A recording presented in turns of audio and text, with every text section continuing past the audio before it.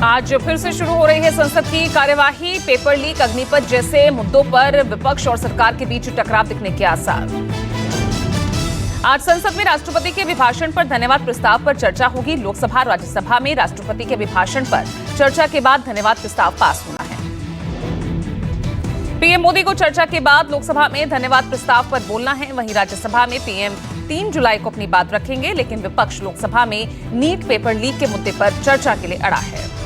ऐसे में बीते शुक्रवार को पेपर लीक के मुद्दे पर चर्चा को लेकर राष्ट्रपति के अभिभाषण पर धन्यवाद प्रस्ताव के लिए कोई चर्चा नहीं हो सकी और सदन की कार्यवाही 2 दिन के लिए स्थगित कर दी गई थी। आज कांग्रेस और विपक्ष पहले नीट पेपर लीक मामले पर चर्चा की मांग करेंगे। वहीं सरकार हर हाल में धन्यवाद प्रस्ताव की चर्चा कराना चाहेगी। विपक्ष और सरकार के बीच जोरदार टकराव के आसार है।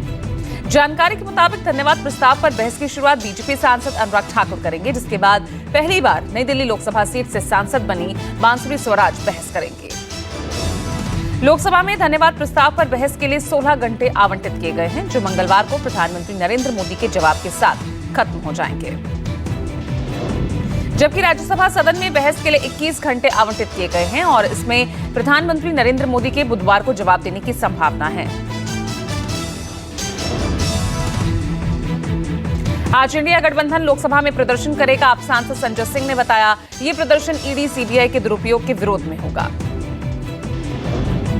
संजय सिंह ने कहा कि पूरा देश देख रहा कि पीएम किस दुर्भावना से काम कर रहे हैं और आपकी ईडी सीबीआई किसी कार्रवाई के खिलाफ इंडिया गठबंधन के सभी दल संसद भवन के परिसर में प्रदर्शन करेंगे।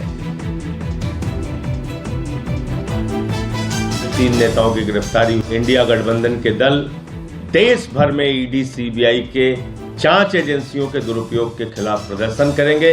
संसद परिसर में 10:30 बजे इंडिया गठबंधन की ओर से विरोध प्रदर्शन भी होगा और जांच एजेंसियों का दुरुपयोग।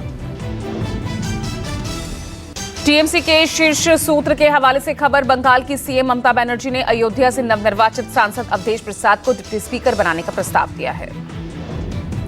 वहीं खबर यह भी है कि रक्षा मंत्री राजनाथ सिंह ने पश्चिम बंगाल की मुख्यमंत्री ममता बनर्जी से फोन पर बात की और संसद के स्पीकर, डिप्टी स्पीकर के मुद्दे पर चर्चा की।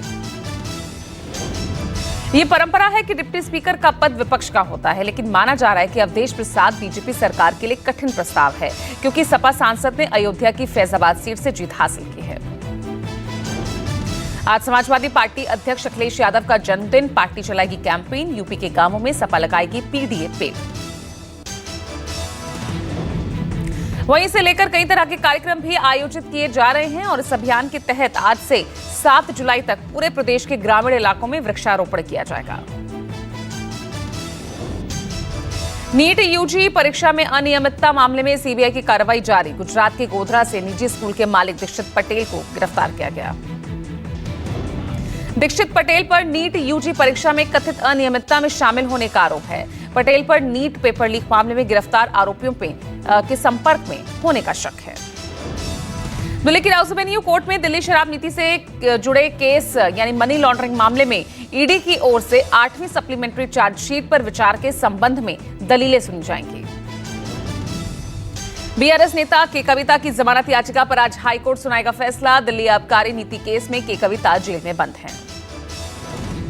बीआरएस की याचिका के मुताबिक केंद्र सरकार के सदस्यों और ईडी सीबीआई की मिलीभगत से उनके खिलाफ साजिश रची गई है। स्वाति मालीवाल से बदसलूकी के आरोपी विभव कुमार की याचिका पर आज दिल्ली हाईकोर्ट सुनाएगा फैसला। सांसद स्वाति मालीवाल से मारपीट के आरोपी विभव कुमार की गिरफ्तारी को चुनौती देने वाली याचिका सुनवाई योग्य है।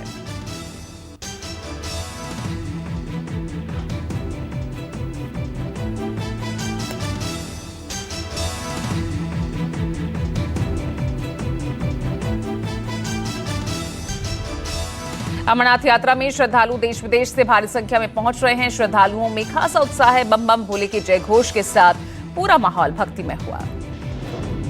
अमरनाथ यात्रा के बेस कैंप में प्रतिदिन हजारों की तादाद में श्रद्धालु पहुंच रहे हैं। भारी सुरक्षा के बीच बाबा बर्फानी के दर्शन के लिए रवाना हो रहे हैं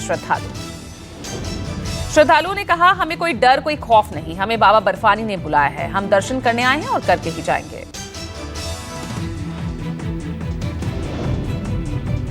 यात्रा को लेकर श्रद्धालुओं का उत्साह देखते ही बनता है। देश विदेश से श्रद्धालु बेहद ज्यादा संख्या में आ रहे हैं ताकि बाबा बर्फानी के दर्शन कर सकें।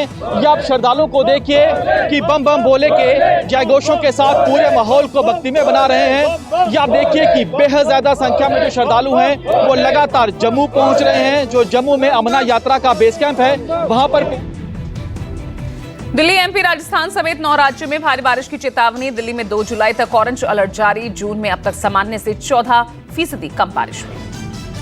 आईएमडी ने अगले 4 से 5 दिन में भारी से बहुत भारी बारिश होने का अनुमान जताया।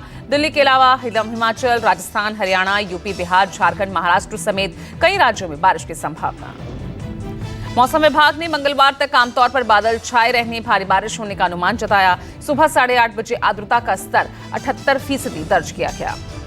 हिमाचल प्रदेश के विभिन्न हिस्सों में भी बारिश, 2 जुलाई तक भारी बारिश के आसार। उत्तराखंड में बाढ़ जैसे हालात। हरिद्वार में बारिश का पानी घरों में घुसा, प्रमुख सड़कों में जल जमा। कटरा में भारी बारिश। माता वैष्णो देवी के दर्शन के लिए आए श्रद्धालुओं को गर्मी से मिली राहत। हेलीकॉप्टर सेवा बारिश के चलते प्रभावित। श्रद्धालु घोड़ा, पालकी और पैदल मार्ग से मां वैष्णो देवी के दरबार में हाजिरी लगा रहे हैं और इस साल के पहले 6 महीने में 50 लाख से ज्यादा यात्रियों ने दर्शन किए।